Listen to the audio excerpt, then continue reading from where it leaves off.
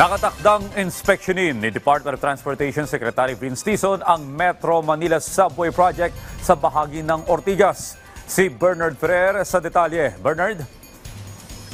Yes, Audrey, rise and shine sa iyo. Ngayong araw nga magsasagawa ng inspeksyon si Department of Transportation Secretary Vince Dizon sa Ortigas Station ng Metro Manila Subway Project. Alamin sa inspeksyon ng pinakuling update sa konstruksyon ng estasyon alinsunod sa direktiba ni Pangulong Ferdinand R. Marcos Jr. na tutukan ng mga pangunahing proyekto sa sektor ng transportasyon.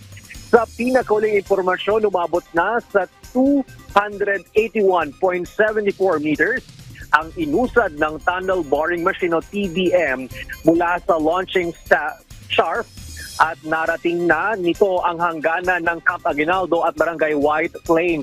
Inaasang makakarating ang TBM sa Corinthian Properties pagsapit ng huling quarter ng 2025. Sa kabuuan, magkakaroon ng 17 istasyon ang Metro Manila Subway Project kabilang ang 30.34 hectare tipo sa Valenzuela City kung saan matatagpuan ang Philippine Railway Institute.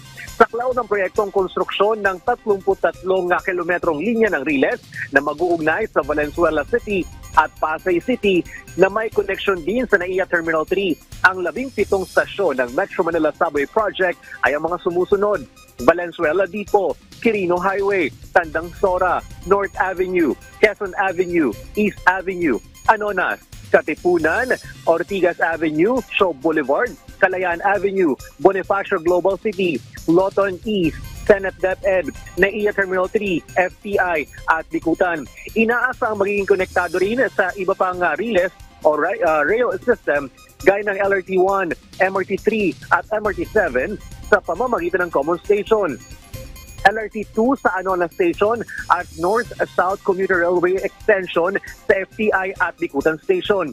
Inulunsad ang unang tunnel boring machine na may code name na CP103 mula Camp Aguinaldo Station patungong Ortigas Station na dumaan sa ilalim ng Barangay White Plains, Corinthian Properties at Meralco Compound.